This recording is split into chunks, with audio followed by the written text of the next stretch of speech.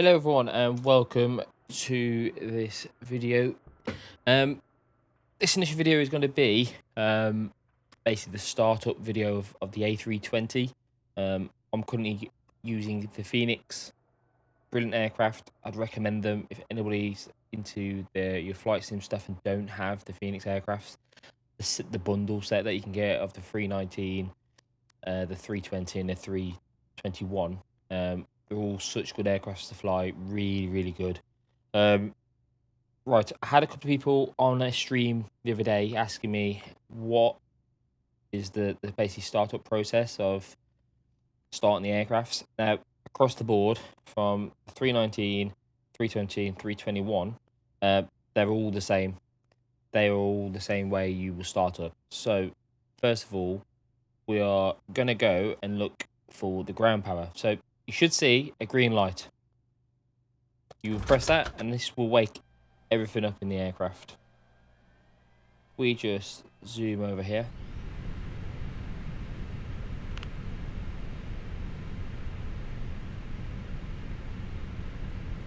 So the next steps are to turn all of these little white lights off. So turn all basically the fuel pumps on, turn the batteries on. Don't worry about these for the moment. These will all sort themselves out, and we can sort that out in a little bit later. So, to then start doing a self-test, it will then start setting itself up. We can do things like, over here, just check the fire. Perfect. Test the APU. Perfect. Let me go on here. Perfect. It will do its self-test as well there. It will start doing its own. But all is good on that. So, if we just wake up our little iPad here.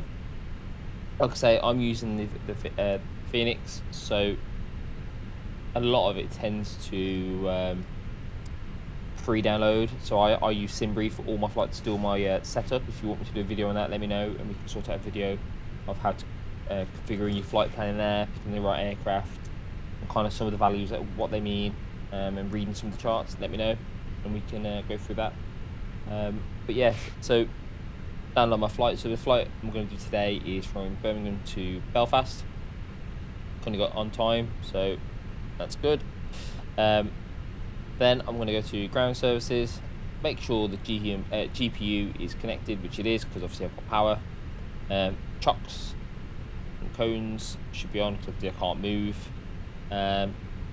So yeah, and then got everything on there so we can open the doors, and we will open the cargo. You can just see there the all liner.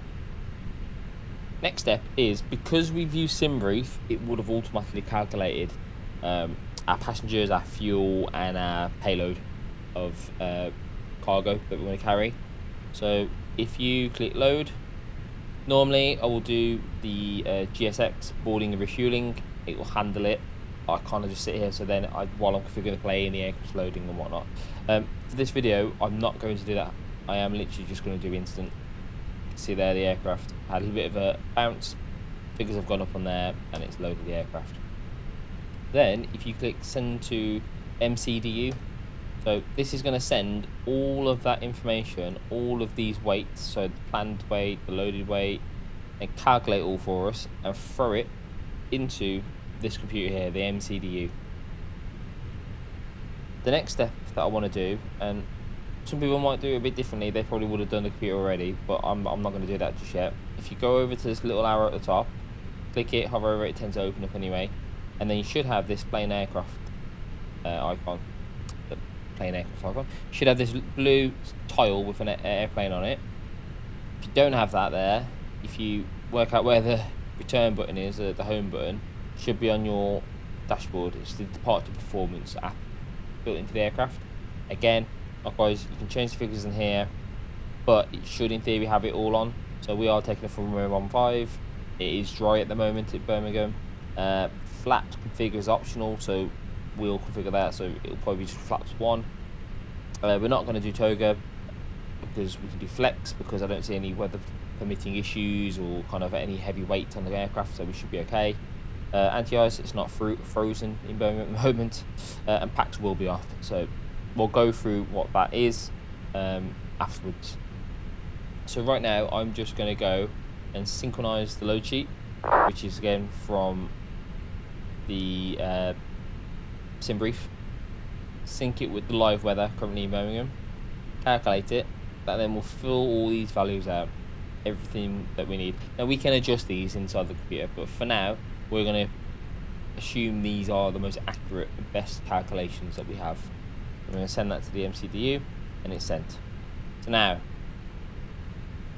the next step, which we should have done to be fair from the start, so please don't hate on me in the comments. If I scroll all the way up here, we have something called, we'll just move over a little bit, ADARs. Now, at the moment these are all off, and to be fair, when I pressed the power button and I started turning all the white lights off, my next step should have been to turn these on. But, however, I didn't do it, so we'll do it now. If you rotate these to be nav, what these are, if anybody doesn't know, these are the radars. Basically the radars, it basically tells the aircraft about traffic, it tells the aircraft about weather, terrain, it gives it all its guidance systems. It basically sets all the computers up so the aircraft can see everything that's around it, basically. About them, you don't get anything. You'll get map data not available, you won't get any kind of weather, you just get nothing. So it sets all the radars up. So you can see there, once you've turned them on, you'll get IR in a line, less than 7 minutes. So you can speed it up, but it's 7 minutes, so we'll wait. The next step that I'm going to do is I'm going to start configuring the in-flight computer. I've come over here.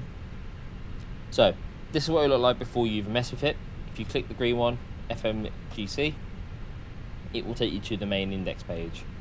You can just clear that message off.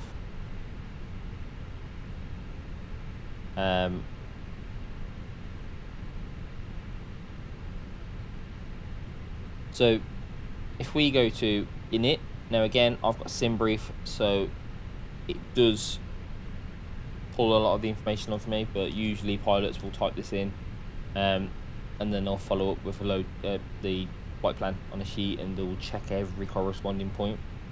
Because we're just simmers, we can do a bit of that, but we have a way of speeding it up. So if you init, you'll see the little star goes away.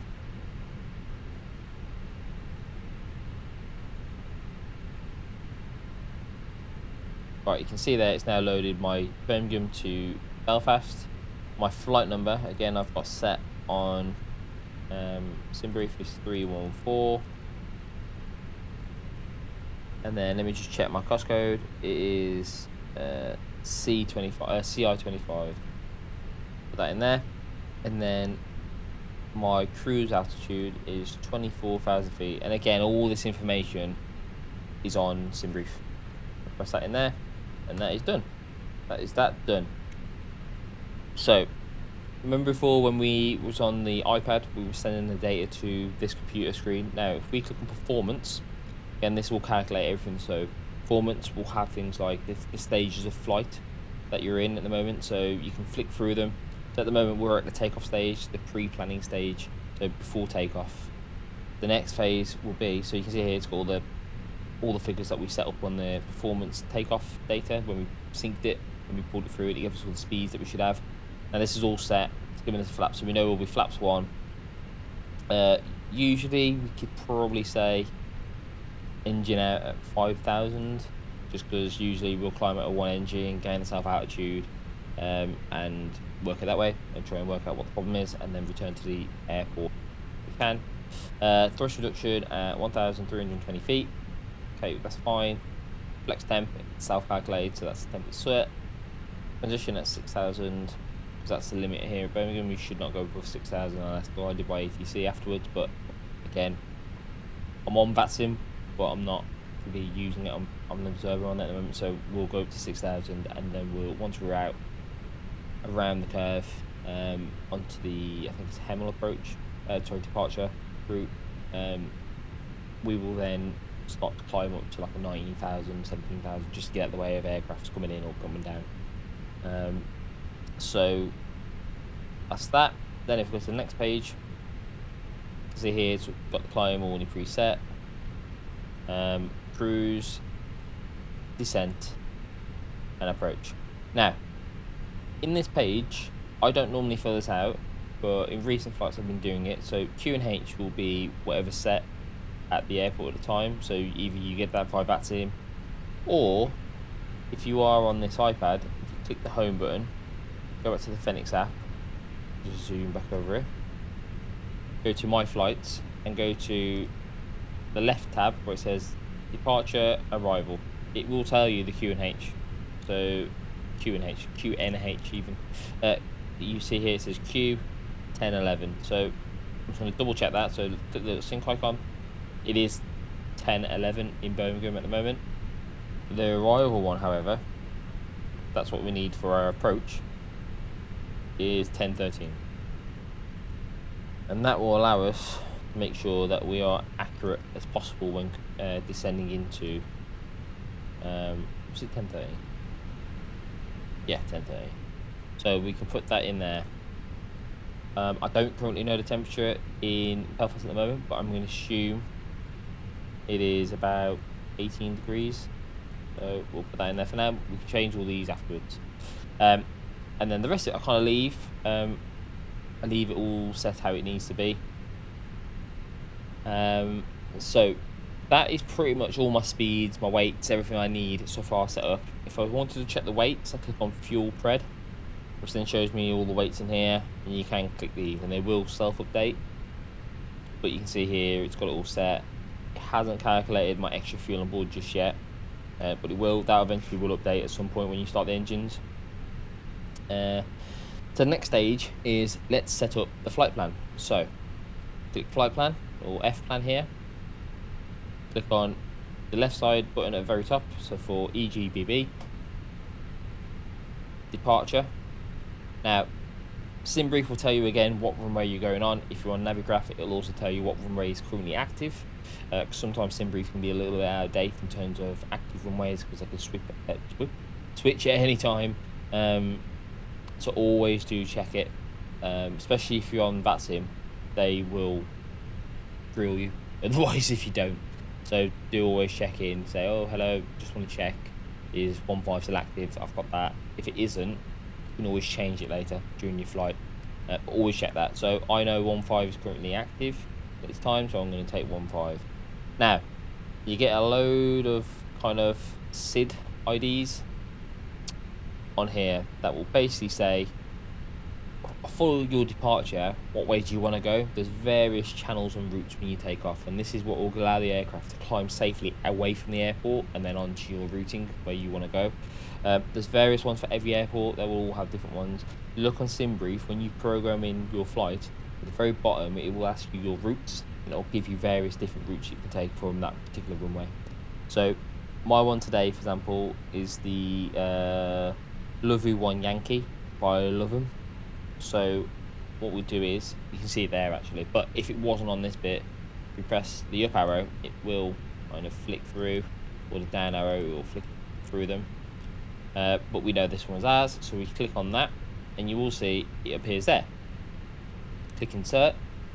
Now you can see that this is actually now removed the line that was there and started programming all the different SID IDs that I need to go on my departure away from Birmingham Airport to get me up onto my route where I want to go, so I can start my climb and get up to my cruise altitude nice and safely out the way of everyone else. So now you can see that here for destination EGAA, it doesn't have one. So we can do the same thing here. Click on Dest, it will then come up here, arrival. We are going to be arriving on the runway 07. So we will do the RNAV 107. Now, it doesn't actually have a SID on here at the moment, so I'm going to be manually flying this in by the looks of it on here. So when we get nearer, I'll program some waypoints into the MCDU that will take me to the runway, and then I'll hook up the localizer and glide down into the runway.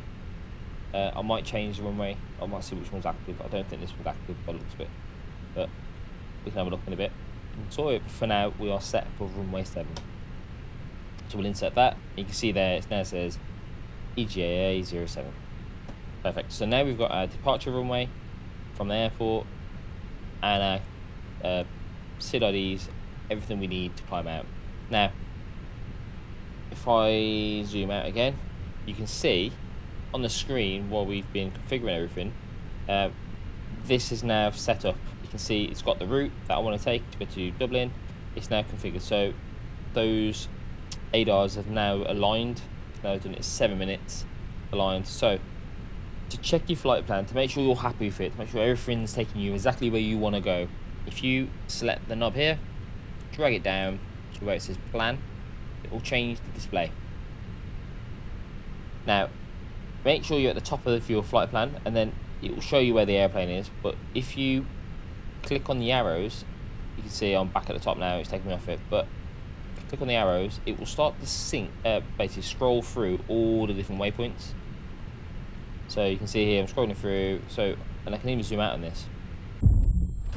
Ooh, not sure what happened there. It must seem I had a bit of a glitch. I'm not sure.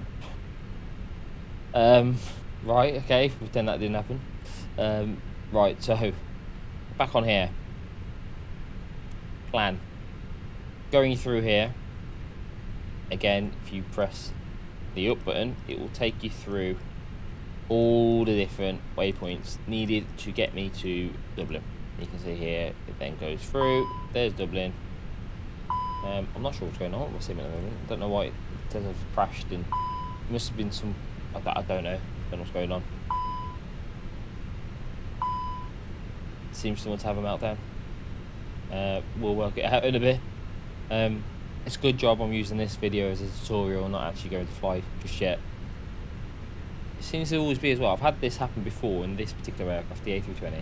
I think it's only this one, weirdly. I think it's something I've got set up, add-on, that might be doing it. But anyway. So this is all set up now. I know my flight plan's correct, so I'm just going to scrolling the wrong way. Scroll back. So clicking the down arrow all the way back to where it is. Yeah. So if you can see here, you got a green, white, green. If I go back again, you can see all the others are green. When it's white, that is currently your active one. That's the one you are currently heading towards at the moment. So that's our first point that we're going to hit. Next thing to do is, we know that the max altitude departure out of Birmingham is 6,000. Always check that, especially if you're on VlatSim. Always check it. They should have it in the ATIS on VlatSim. Always check it. Then we're going to configure the radars, so we can get the weather and whatnot and various things. So I'm just going to put this back to ARC. Now you can see here it says WXR off. Now on here you've got GCS. Make sure that is on auto, which it is. Multiscan should be on auto. Make sure you flick it over. System should be on. I don't know if we put it on system 2. Don't know why. But then you see PWS, and it also says there it's off. So if I switch that on, that will turn that on, and you can see that message now goes away, and the aircraft is now thinking I'm ready to go. Just shows well. These little switches here are for your identification, basically. It's for the squawk. So ATC can see you and whatnot, and other aircraft can see you. So we are going to switch this top one to the middle, so it says auto. I'll try and zoom over again. Sorry guys. There we go. It should be on auto. That should be on 1, and alt should be on. Now I always set this to all, so it's usually I always say go all the way to the left and then 1 up, and it should be set on all. And then this is normally set to standby, but if you set it all the way to the right, so it's on TA and RA, that should then set that up. and then I can see other air traffic now as well, above and below me. Yeah, and you can see there's that extra fuel, so I calculated it. Then in terms of getting ready to take off now, I've now got this checklist come from the aircraft, so I must do these before the aircraft will let me take off. Otherwise, I wouldn't say physically will stop me taking off, but it means the aircraft is not in a takeoff configured mode at the moment. Although we've set all the computers up, we've done the weights, we've loaded all the passengers, put everything on, got fuel on board, the aircraft will still need further setting up. So if you've got the Thrustmaster ATC captain's back, TCA captain's back, I normally just set it on there for max auto for the things, for the auto brake, or you can just click it and that'll work. So you can see that's made that go off. Now we need to check. I swear everyone wants to interrupt me at the moment. That's just cabin crew saying they're ready because it thinks it's now getting to the point where it thinks we're ready to take off. Now flaps to take off. Let's check what that was. So we click back on perf. So it says flaps 1 down to 5. So we are going to use flap 1. So I'm going to go to my flaps, move that to 1. Again, if you've got captain's back, move to 1. If you're flying the 321, usually it is 2 unless you're on a short runway where you need to use toga. Usually we'll go to 3, and then you'll descend it, retract them as you get higher and higher in your climb, but it'll be pretty steep climb. And then it says takeoff config test. Now on this panel here at the very top you have you will have takeoff config. If you click that, that will then do a clicking all the wrong things here. That will then test the takeoff configuration. Make sure that you have set everything in the correct mode it possibly needs to be in. If you haven't, and you do start to take off, as soon as you start ramping that thrust up, it will moan at you. It will say, it will give you loads of bells and whistles. You can override it, however, always make sure it's set up. Then to start the engines, we need to. At the moment, we were running on ground power. However, it then said I crashed, so we will just reconnect it to ground power. So as it stands, obviously you'll put all the lights as you're taking off, but to start the aircraft, make sure your ground power is on. Then you want to come to this switch here where it says APU, and you've got master switch. Click that and it will illuminate blue and say on. That's the first step. The next step is just underneath. Scroll around. Underneath it, you have start. So from pressing that, you should really wait 5 seconds. On the real aircraft, you will press and hold that for 5 seconds. This doesn't do that for some reason, so you just press it and it should stay on, and you will hear a little click. Now, this will now activate a little screen here, or should have done. It will normally activate the APU panel screen on here, so this will change. If it's a APU, you can see it. So you can see here, these all valves all turning on. It's just building its power up. It's not generating any power just yet. So this is basically the aircraft almost activating a motor to allow it to start the engines, giving the engines all the power, all the hydraulic power it needs to get those engines moving. And I am sorry if I am butchering this or saying anything wrong. Please do let me know in the comments, and I'm happy to kind of refresh my knowledge, correct anything that I have if I have said it wrong. But this is how I've learned. I've just dived in and just literally fiddled about with the aircrafts and just managed to get them working. And then this is the best way I've done it, watching other YouTubers stuff. So you can see now the aircraft is flicked round. It's now jumped to its APU power. The auxiliary power has turned off. Sometimes it doesn't automatically do it. You will need to turn it off. But you can now see it says start available. Hello, Captain. We are ready for pushback. I'm not sure why it's doing all this. I think it's because I've connected to the APU. The last thing we need to do is just up from this, above the probe window heat, is click APU bleed. That now will open the APU bleed, give the engines the bleed out it needs, start the engines. Departure check completed.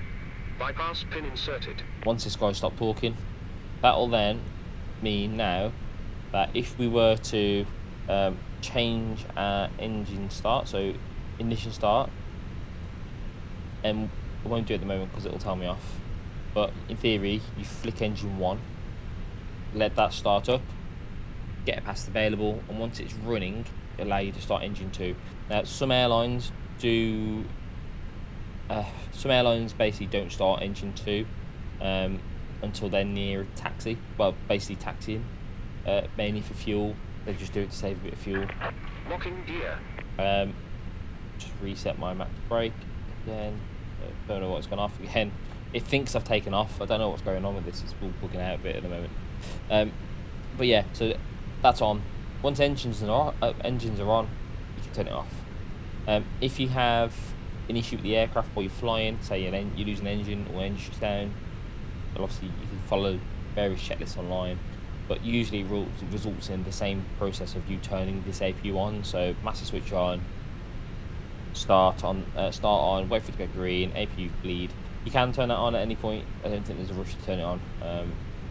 And then that will then make sure you've got some auxiliary power, especially if you've lost an engine or lost power or anything, that'll allow you to do it.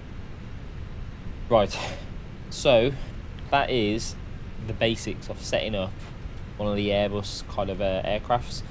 The A321neo is exactly the same, bar the panel here is an actual digital panel. It's not actually all little kind of little buttons, but I haven't got an aircraft that can show you that at the moment. Fenix haven't made one just yet. I think there's one in the works in the future, so I'll try and do another video, and or if I do jump into another aircraft where it has it, I'll try and do a quick video on that. Just have to set that up. But yeah, that's it really, guys. Making sure that everything's all set up, making sure again like your speed brake up is now armed and various bits. But that's the basics of setting up your aircraft ready to depart. If you've enjoyed this video, do drop me a like, drop me a subscribe. Check us out on TikTok, and check out my Twitch. And yeah, thank you everyone, and drop me any feedback in the comments.